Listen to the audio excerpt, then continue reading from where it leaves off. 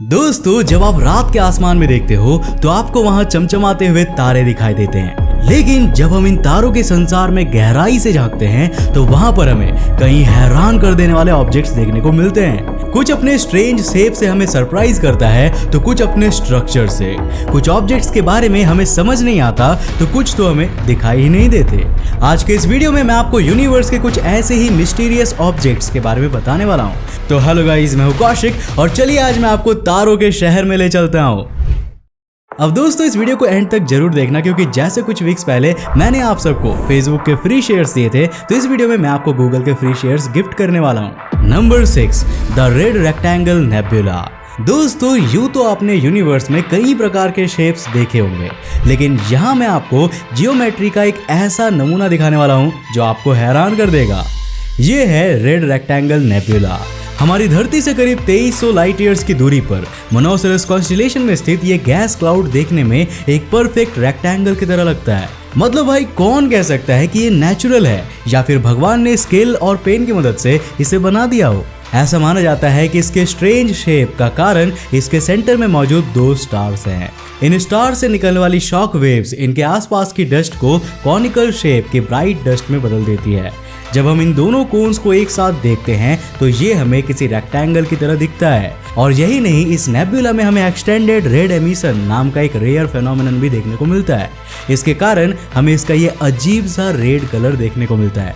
दरअसल इस नेबुला में मौजूद डस्ट कार्बन पार्टिकल से भरी हुई है। अब जब ये कार्बन पार्टिकल्स स्टार से निकलने वाली इंटेंस अल्ट्रावायलेट लाइट से इंटरैक्ट करती है तो ये रेड कलर की लाइट प्रोड्यूस होती है, जो इस नेबुला को बेहद खूबसूरत बनाती है। Number 5, Galaxy x.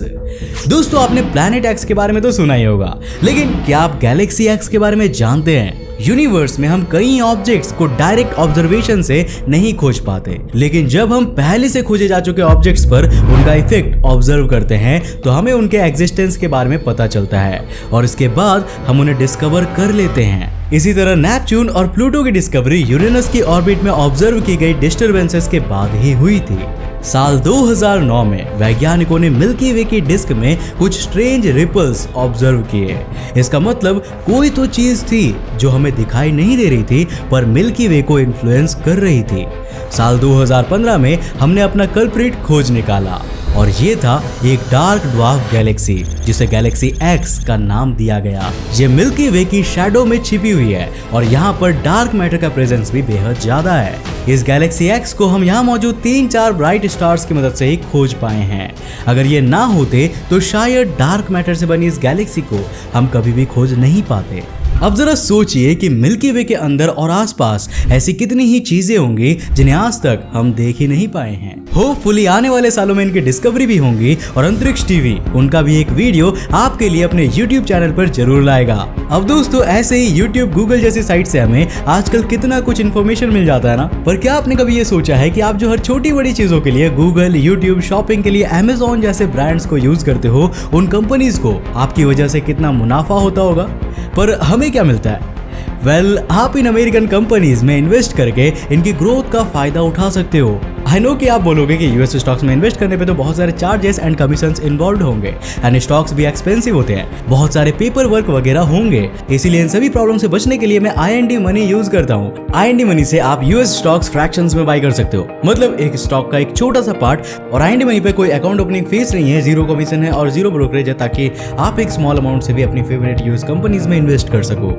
IND money को ओवर 4 मिलियन इंडियंस यूज करते हैं और मैं आप सबको IND मनी के साथ मिलकर गूगल कंपनी के 250 रुपए के शेयर्स बिल्कुल फ्री में दे रहा हूँ। जी हाँ, बस डिस्क्रिप्शन लिंक से IND मनी पे साइन अप करो, अपना यूएस स्टॉक अकाउंट क्रिएट करो और आपको गूगल के फ्री शेयर्स मिलेंगे रिवॉर्ड सेक्शन में। या फिर आप प्ले स्टोर या ऐप स्टोर से अगर IND मनी को इंस्टॉल करते हो तो बस AT गूगल इस प्रोमो कोड को साइन अप के टाइम डालो, अपना यूएस स्टॉक अकाउंट सेटअप करो और आपको गूगल के 250 रुपए के शेयर्स बिल्कुल फ्री मिलेंगे। ऑल्सो जब आप अपना US stock account first time fund करते हो तो आपको 750 रुपए का फ्री यूएस स्टॉक भी मिलेगा। सो देर मत करो, just click on the link in the description and IND money पर अभी साइन अप करो। Number 4, Est Pizarro. दोस्तों, अगर मैं आपसे पूछूं कि एस्ट्रॉइड्स और कॉमेट्स में क्या अंतर होता है तो आपका जवाब क्या होगा? एस्ट्रॉइड्स रॉक्स और मेटल से बनी हुई बॉडीज होती हैं जो सोलर सिस्टम में इधर उधर घूमती रहती है और कई बार इनकी प्लैनेट से टक्कर की खबरें भी आती रहती है। वहीं दूसरी ओर कॉमेट्स फ्रोजन आइस से बनी बॉडीज होती है जो सूरज के करीब आने पर एक लंबे टेल का फॉर्मेशन करती है। मतलब दोनों के बीच का अंतर काफी क्लियर है। आज तक के स्पेस एक्सप्लोरेशन में वैज्ञानिक कॉमेट्स और एस्ट्रॉइड्स के बीच कंफ्यूज नहीं हुए थे, पर साल 1979 में हमने एक ऐसा ऑब्जेक्ट डिस्कवर किया जिसने वैज्ञानिकों के दिमाग को घुमा कर रख दिया। इसका नाम है एस्ट पिज़ारो। वैज्ञानिकों को लगा कि शायद हाल ही के दिनों में कोई दूसरा एस्ट्रॉइड इससे टकरा गया है और ये टेल नहीं बल्कि उनकी डिब्रीज से क्रिएट हुई डस्ट है। लेकिन सच्चाई ऐसा नहीं था। इस टेल की ब्राइटनेस और स्ट्रक्चर समय के साथ साथ लगातार बदल रहा था। आपको बता दूं कि यह ऑब्जेक्ट सिर्फ 3.5 आवर्स में एक बार रोटेट हो रहा था, यानी कि ये काफी फास्ट था। ऐसे में अगर ये कोलिजन से क्रिएट हुई डस्ट होती तो ये ज्यादा दिनों तक नहीं टिक पाती। तो सवाल ये है कि क्या फिर ये कॉमेट है? ये बात भी हम दावे के साथ नहीं कह सकते। कुछ वैज्ञानिक इसके बारे में ये थियरी देते हैं कि एस्ट पिज़ारो की सरफेस पर बहुत ज्यादा आइस प्रेजेंट है और कुछ कारण से ये आइस आउटर स्पेस में एमिट हो रही है। ये टेल भी इसी आइस के कारण बनी है। एक बार जब ये आइस खत्म हो जाएगी तो ये टेल भी दिखना बंद हो जाएगा। अक्टूबर 2028 में यूरोपियन स्पेस एजेंसी इस ऑब्जेक्ट की मिस्ट्री को सुलझाने के लिए यहाँ कैस्टालिया नाम के एक स्पेसक्राफ्ट को भेजने वाली है। आई होप कि ये मिशन इस स्ट्रेंज ऑब्जेक्ट के कई रहस्यों को हमारे सामने खोलेगा। Number 3, Hinis वूर वेरब। दोस्तों, अब मैं आपको जो ऑब्जेक्ट दिखाने वाला हूँ वो सच में आपको हैरान कर देने वाला है। धरती से करीब 65 करोड़ लाइट ईयर्स दूर IC2497 नाम की एक स्पाइरल गैलेक्सी है। इसके नीचे की ओर करीब 70,000 लाइट ईयर्स दूर हमें एक स्ट्रेंज स्ट्रक्चर देखने को मिलता है जिसे हेनिस वूर वेरब कहते हैं। इसे साल 2007 में नीदरलैंड्स के एक स्कूल टीचर हैनी वैन एर्कल ने खोजा था। अब इससे पहले किसी ने भी इस तरह का कोई ऑब्जेक्ट यूनिवर्स में नहीं देखा था। हेनिस वूर वेरब ने साइंटिफिक कम्युनिटी में सनसनी मचा दी। हर कोई बस यही जानना चाहता था कि आखिर ये बना तो बना कैसे। आई नो कि आप भी इस सवाल का जवाब जानना चाहते हो, राइट? वैज्ञानिकों का मानना है कि यह स्ट्रक्चर आज से करीब 1 लाख साल पहले बनना शुरू हुआ था। उस समय IC2497 गैलेक्सी के सेंटर में एक एक्टिव क्वेज़ार हुआ करता था जिसने जेट के फॉर्म में ये ग्रीन कलर का मटेरियल एमिट किया होगा। गैलेक्सी के घूमने और मटेरियल के निकलने के साथ ये ट्विस्ट होता गया और समय के साथ साथ हेनिस वूर वेरब जैसा स्ट्रक्चर बना। वैसे क्या आपको ऐसा नहीं लगता कि जैसे वहां किसी ने नियॉन लाइट्स लगाई हुई हो? हमें नीचे कमेंट करके जरूर बताना। Number 2, Horologium Reticulum super cluster. दोस्तों, हमारी धरती मिल्की वे गैलेक्सी में मौजूद है और मिल्की वे लानिया सुपर क्लस्टर का हिस्सा है। सुपर क्लस्टर एक ऐसा स्ट्रक्चर होता है जिसमें हजारों गैलेक्सीज आपस में किसी तरह ग्रेविटेशनली अटैच्ड होती है। एक ऐसा ही स्ट्रक्चर है होरोलोजियम रेटिकुलम सुपर क्लस्टर जो धरती से 70 करोड़ लाइट ईयर्स की दूरी पर स्थित है। अब आपको जानकर हैरानी होगी कि यह 55 करोड़ लाइट ईयर्स तक फैला हुआ है और इसका मास हमारे सूरज से 10⁻17 टाइम्स ज्यादा है। अब जिस तरह हमारी milky way Galaxy local group of galaxies में आती है, इस स्ट्रक्चर में वैसे ही 5000 गैलेक्सी ग्रुप्स मौजूद है। इन गैलेक्सी ग्रुप्स में 30,000 मैसिव गैलेक्सीज और 3 लाख ड्वार्फ गैलेक्सीज मौजूद है। अब जरा सोचिए कि आखिर इतना मैसिव स्ट्रक्चर बना तो बना कैसे होगा। अब यार ये बात तो फिलहाल तक क्लियर नहीं है, लेकिन वैज्ञानिकों का मानना है कि आने वाले सालों में ये और भी बड़ा होने वाला है। होरोलोजियम रेटिकुलम सुपर क्लस्टर के अंदर एबेल 3266 नाम का एक विशालकाय गैलेक्सी क्लस्टर है। इसे पृथ्वी के नियर बाय यूनिवर्स के सबसे मैसिव स्ट्रक्चर्स में गिना जाता है। 30 लाख लाइट ईयर्स डायमीटर वाला एक बेहद विशाल गैस क्लाउड 750 किलोमीटर पर सेकंड की स्पीड से एबेल 3266 की ओर बढ़ रहा है। आने वाले कुछ हजार सालों में ये gas cloud Abel 3266 Galaxy cluster से टकरा जाएगा और इससे उस गैलेक्सी क्लस्टर में नए स्टार्स की फॉर्मेशन बहुत तेज हो जाएगी। Number 1, Swift J1357.2। दोस्तों, अंतरिक्ष टीवी के इस लिस्ट में नंबर 1 पर जगह बनाई है स्विफ्ट J1357.2 ने। ये धरती से सिर्फ 5000 लाइट ईयर्स दूर वर्गो कॉन्स्टेलेशन में स्थित एक अननोन सा स्ट्रक्चर है।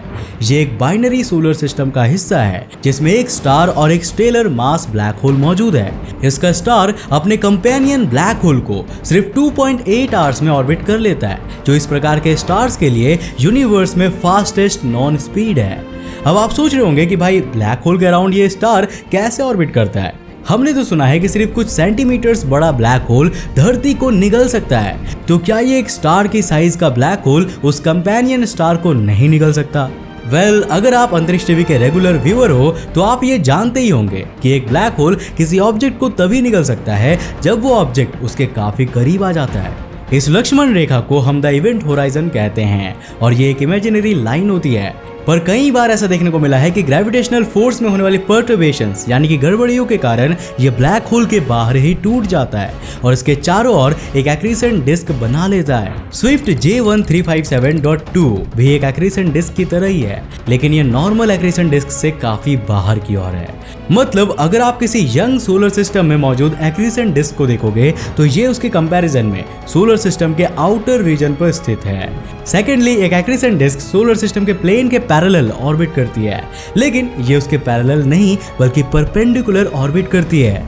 इसके कारण हमें सोलर सिस्टम का कंपेनियन स्टार हर कुछ सेकंड्स के इंटरवल में ब्लिंक करता हुआ दिखाई देता है। कोई नहीं जानता कि आखिर ये स्ट्रक्चर असल में क्या है। मतलब भाई ये यूनिवर्स के rarest of the rare structure में शामिल है। अब आज का ये एपिसोड तो यहीं खत्म होता है, लेकिन अगर आप मिस्टीरियस ऑब्जेक्ट्स इन स्पेस का नेक्स्ट एपिसोड देखना चाहते हो तो पता है ना आपको क्या करना है, हमें नीचे कमेंट करके बताना है। नीचे कमेंट से बताओ कि आपको इसका एपिसोड कितनी जल्दी चाहिए। अगर ज्यादा कमेंट्स हो तो मैं इसका एपिसोड जल्द ही लेके आऊंगा। दोस्तों, IND money app description link से डाउनलोड करके गूगल के फ्री शेयर्स क्लेम करना मत भूलना। Remember the code ATGoogle। अब दोस्तों, मुझे उम्मीद है कि आज की इस वीडियो से आपने काफी कुछ नया सीखा होगा। अगर सीखा तो इस वीडियो को लाइक करने के साथ साथ अपने फ्रेंड्स अपने साथ जरूर शेयर करना। अगर आप नए उस चैनल पर इंटरेस्टिंग वीडियोस को देखना चाहते हो तो इस चैनल को सब्सक्राइब करने के साथ साथ नोटिफिकेशन बेल को ऑन कर देना ताकि आप देख सको हमारे वीडियोस सबसे पहले। तब तक के लिए बाय, जय हिंद।